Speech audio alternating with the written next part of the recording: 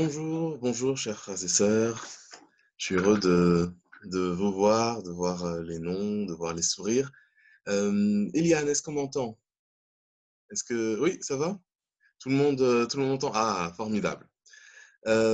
Si jamais vous arrêtez de m'entendre, si vous ne me voyez plus, vous me faites signe, hein, vous m'arrêtez. Ce serait dommage que je parle tout seul. En tout cas, je suis content d'être avec vous et de partager ces quelques moments ensemble, et notamment de partager la parole de notre Seigneur. Pour introduire ce temps de réflexion, je vous propose de relire peut-être ensemble la parabole du Fils prodigue, la deuxième partie. Nous pouvons la trouver dans Jean 15 et la deuxième partie à partir du verset 25. Alors ce texte, peut-être que beaucoup d'entre nous le connaissons. La première partie du Fils prodigue parle donc c'est la parabole qui parle du départ de ce fils, de sa famille, puis de sa repentance et de son retour dans la maison du Père. La première partie, elle nous montre l'amour du Père et elle invite à la repentance, ceux qui s'en sont éloignés. La deuxième partie, elle rappelle l'attitude à avoir avec ceux qui reviennent dans la maison du Père. C'est une véritable leçon que donne Jésus à ceux qui sont autour de lui. Et peut-être qu'il n'est pas inutile aujourd'hui que nous encore, nous la réentendions. Alors, je vous propose de lire Luc 15, du verset 25 au verset 32. Je le lis si vous voulez bien. Or, le fils aîné était dans les champs. Lorsqu'il revint et approcha de la maison, il entendit la musique et les danses. Il appela un des serviteurs et demanda ce que c'était. Ce serviteur lui dit: « Ton frère est de retour. Et parce que ton père l'a retrouvé en bonne santé, ton père a tué un veau gras. » Il se mit en colère et ne voulut pas entrer. Son père sortit et le pria d'entrer, mais il répondit à son père: « Voici, il y a tant d'années que je te sers, sans avoir jamais transgressé tes ordres, et jamais tu ne m'as donné un chevreau pour que je me réjouisse avec mes amis. Et quand ton fils est arrivé, celui qui a mangé ton bien avec des prostituées, c'est pour lui que tu as tué le veau gras? » « Mon enfant, lui dit le père, tu es toujours avec moi, et tout ce que j'ai est à toi. Mais il fallait bien s'égayer et se réjouir, parce que ton frère que voici était mort, et qu'il est revenu à la vie, parce qu'il était perdu et qu'il est retrouvé. » Cette, Amen. Cette réaction du frère, peut-être qu'on pourrait la qualifier d'humaine. On pourrait se rappeler que le fils terrible avait demandé le partage de son héritage à son père, ce qui ne se faisait normalement qu'au moment de la mort. Il avait abandonné sa famille, il avait peut-être sali leur nom, et dans notre logique humaine, dans la logique humaine, on attendrait peut-être une sanction, un châtiment qui pèse directement sur le fils terrible. Mais la justice humaine n'est pas la justice de Dieu. Et là où nous, hommes, nous prévoyons une sanction, un châtiment, une punition avant la réintégration dans la société, Dieu, dans son amour immense, nous accorde sa grâce et fait peser le châtiment sur son Fils. Alors, nous qui vivons dans la maison du Père, et qui réfléchissons ensemble avec le livre d'Esdras à la manière dont nous voulons bâtir la maison de Dieu, eh bien, nous pouvons nous demander quelle attitude nous avons avec les fils prodigues, les fils qui sont perdus autour de nous. Quel regard avons-nous pour ceux qui reviennent ou ceux qui sont tout simplement en chemin, peut-être vers la maison du Père? Comment nous les accueillons? Comment nous les accueillerons à l'avenir, ceux qui entreront, ceux qui seront attirés dans la maison du Père que nous nous appliquons à construire, et ceux qui ne ressemblent pas forcément de prime abord aux bons chrétiens?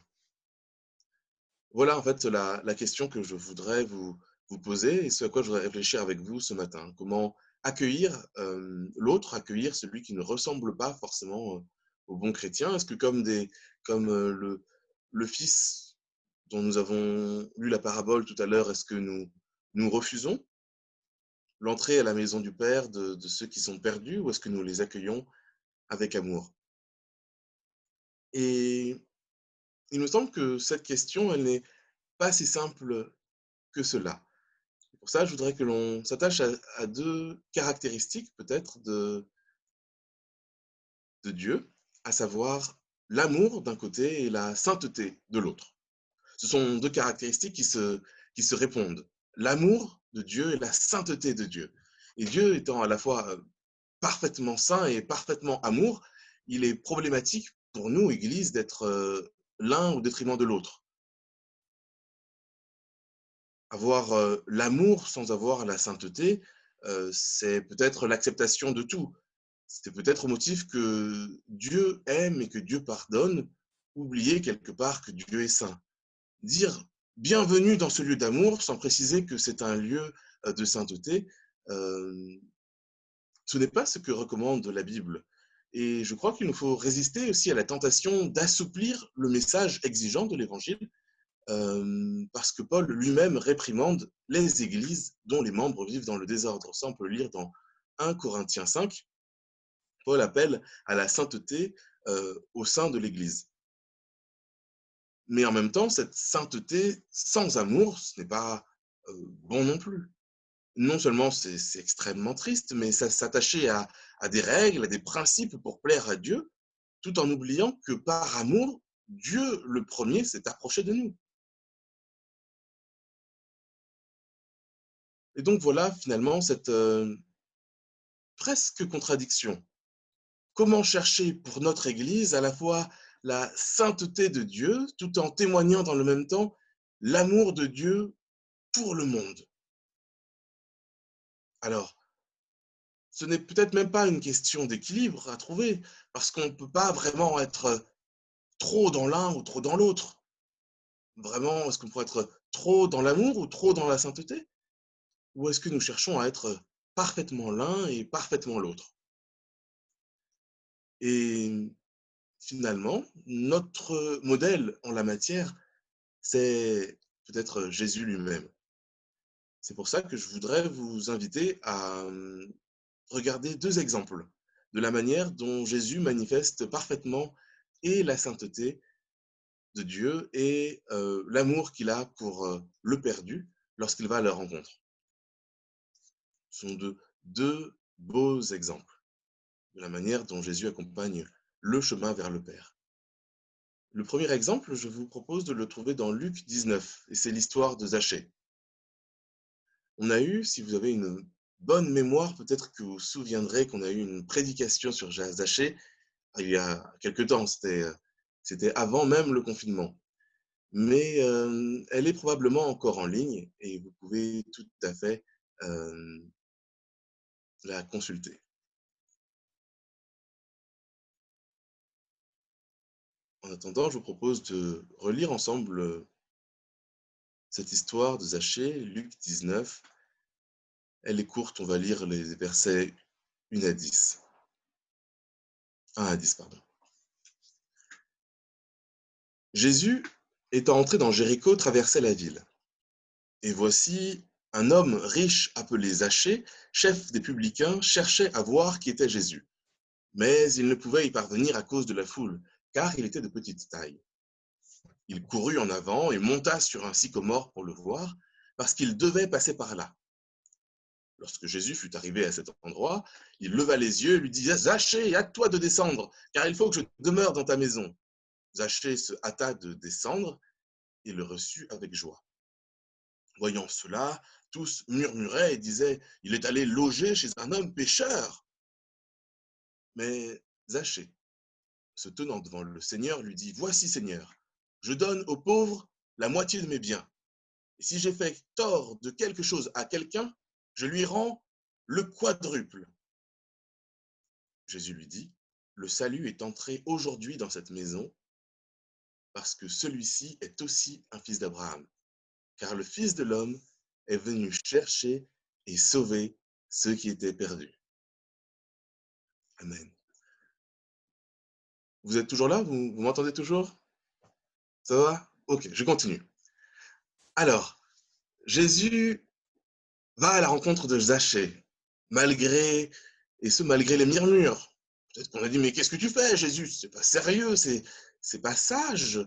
Zachée, c'est un homme voleur, c'est un traître. Mais Jésus va à la rencontre de Zachée. Il va à la rencontre de Zachée malgré la pression sociale. Si vraiment, Jésus, tu étais exemplaire, tu n'accepterais pas d'être vu en compagnie d'un homme comme ça. Tu n'accepterais peut-être pas, Jésus, d'aller manger chez lui. Ce n'est pas sérieux, Jésus. Mais Jésus va quand même à la rencontre de Zachée. Peut-être que les gens qui accompagnent Jésus ont en tête le psaume 26 de David, ce psaume qui déclare, le 26, « Rends-moi justice éternelle, car je marche dans l'intégrité ». Et plus loin, David déclare, « Je ne m'assieds pas avec les hommes faux, je ne vais pas avec les hypocrites ». Mais Jésus montre ici à ses disciples une mission nouvelle, celle d'amener le pécheur à la repentance. Bien sûr, elle n'autorise pas à s'associer, à être complice de celui qui veut persévérer dans le mal. Mais elle nous invite à voir dans le perdu la brebis que Dieu veut sauver. Donc, malgré tout, Jésus va à la rencontre de Zachée. Il lui témoigne de l'intérêt, et un intérêt qui se traduit par des actes. Il appelle Zachée, il l'invite à le rejoindre et il partage la table. Mais il ne le fait pas pour se rendre complice, parce qu'il ne minimise pas la mauvaise vie de Zachée. Il ne lui dit pas, Zachée, ce n'est pas grave, ce que tu fais, tout le monde fait ça. Il ne trouve pas des excuses. C'est-à-dire, Zachée, je comprends que tu voles, c'est vrai, tu n'as pas une vie facile. Non, témoigner de l'intérêt, de l'amour pour Zachée, ce n'est pas cautionner ce qu'il fait, mais c'est s'asseoir avec lui et lui donner l'occasion d'une réelle repentance. Je dis réelle parce qu'elle se traduit par un changement visible. On l'a lu. Voici, déclare Zachée, voici Seigneur, je donne aux pauvres la moitié de mes biens.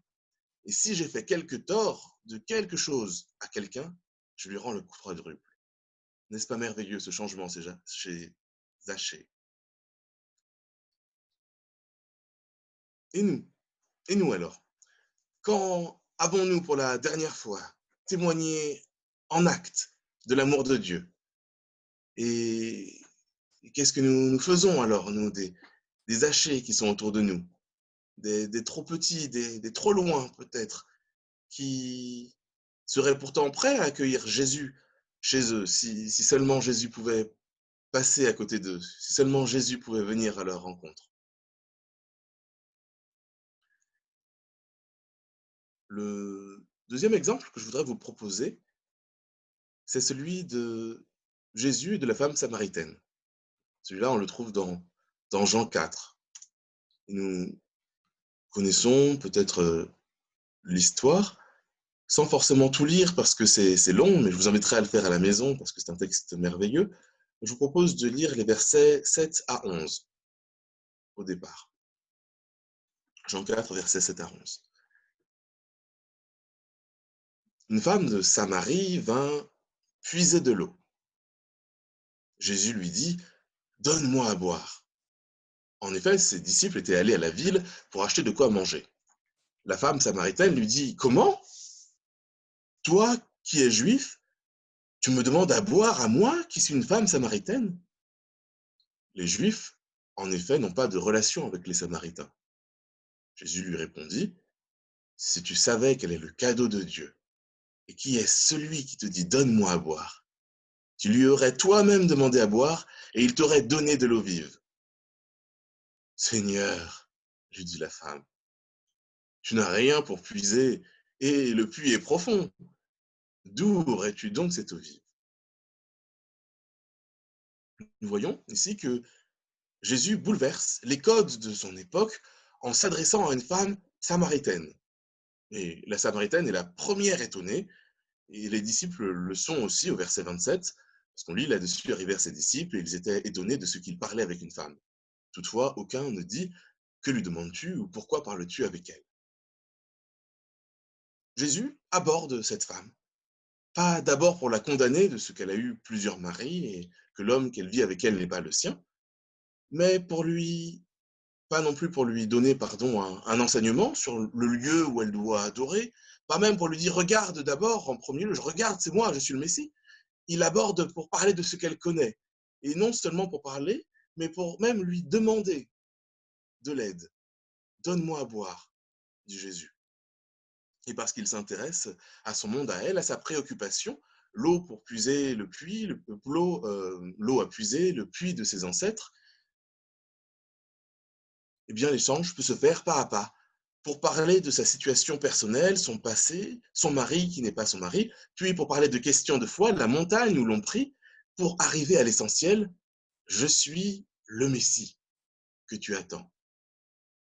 Et cela n'aboutira pas seulement à la repentance d'une femme, mais à la repentance de beaucoup d'autres également, à cause du témoignage de cette femme.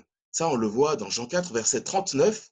Beaucoup de Samaritains de cette ville crurent en Jésus à cause des paroles de la femme qui rendait ce témoignage. Et je crois que nous pouvons voir quelque part dans la délicatesse de Jésus, une trace de l'amour pour ceux qu'il porte avec ceux avec qui il échange. Jésus, le Fils de Dieu, Jésus qui a une mission sur cette terre. Jésus commence par dire « Donne-moi à boire » pour arriver enfin à « Je suis le Messie, moi qui te parle ». Encore une fois, l'amour ici de Jésus et la sainteté se retrouvent dans ses paroles. Pas question pour lui de questionner, de valider les erreurs de la femme samaritaine. Il ne lui dit pas que ce n'est pas grave, il ne lui dit pas que tout le monde fait ça, mais non seulement il l'aborde, mais il l'aborde à son niveau, parlant de ce qu'elle connaît, pas pour l'accuser, mais pas pour souligner le fossé entre Jésus, le parfait, et la femme pécheresse, mais pour l'accompagner sur le chemin qui conduit à la repentance et à la repentance de beaucoup. Alors ces deux rencontres, celle de Jésus avec Zachée et celle de Jésus avec la femme samaritaine, elles nous invitent à réfléchir sur notre manière de considérer celui qui est en marche, celui qui n'a peut-être pas encore fait preuve de repentance, mais que Dieu appelle à lui. Ce n'est pas une invitation à s'associer, encore une fois, aux méchants, pas une invitation à nous rendre complices, ou surtout pas à nous laisser entraîner dans le mal.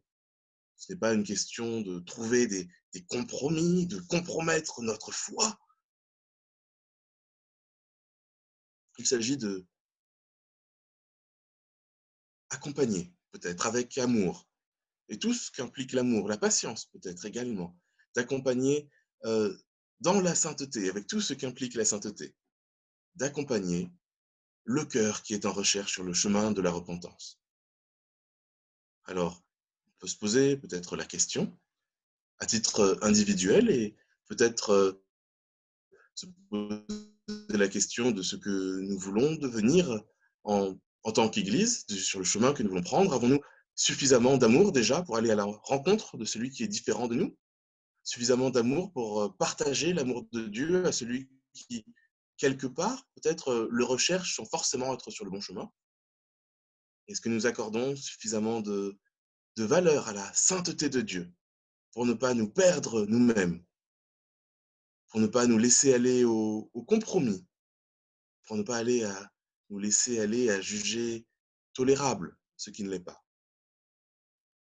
Voilà, une invitation à marcher à la fois dans la sainteté et dans l'amour de Dieu pour aller à la rencontre et à l'accueil de nos prochains. Si vous le voulez bien, je vous propose qu'on puisse prier pour ça ensemble quelques instants, et puis on poursuivra ensemble ce moment de culte. Père éternel, je veux te dire merci parce que tu es celui qui nous a aimés le premier. Tu es venu nous chercher, tu t'es manifesté à nous alors que nous ne le méritions pas. Tu nous as appelés, Seigneur, et tu nous as placés à part pour toi. Et je veux te remercier, Seigneur, pour cet acte d'amour incroyable, cette grâce infinie que tu nous donnes, de faire partie de ton troupeau, d'être appelé enfant de Dieu alors que nous ne te connaissions pas. Seigneur, me rappelle qu'avec cet amour immense, cette grâce immense, tu l'as sorti d'une mission, celle de faire des nations des disciples, celle de partager la bonne nouvelle de la mort et de la résurrection de Jésus. Et je te prie, Seigneur, pour que cet appel fasse écho aussi également en nous, que nous puissions grandir dans ton amour, en nous souvenant que tu nous as témoigné de l'amour, et grandir dans ta sainteté également, Seigneur, en découvrant encore plus davantage, comme nous l'avons chanté, qui tu es. Et de voir, Seigneur, que tu es parfaitement saint. Tu es ce Dieu glorieux qui ne tolère pas, Seigneur, la compromission, qui ne tolère pas, Seigneur, que nous ayons un pied à gauche et un pied à droite. Mais nous voulons être tout entier en toi, Seigneur, tout entier, aimant, et néanmoins être capable, à cause de ton amour, d'aller à la rencontre de celui qui est perdu, d'aller à la rencontre de celui qui te cherche. Aide-nous, Seigneur, à être comme Jésus, capable d'amour et de sainteté. Aide-nous, Seigneur, à être cette Église qui peut accueillir celui qui est différent, tout en manifestant ta sainteté parfaite. Aide-nous, Seigneur, à ne pas avoir peur de celui qui est différent, de ne pas avoir peur de celui qui ne t'a pas encore rencontré, avec l'assurance, Seigneur, que tu vois en lui une âme à sauver. Aide-nous, Seigneur, simplement à grandir en toi, à mûrir, Seigneur, ensemble en unité d'Église, pour que ta gloire soit manifestée et que nous puissions continuer à construire ta maison, plus belle et plus glorieuse encore pour la gloire de ton nom. Au nom de Jésus, je t'ai prié, Père. Amen.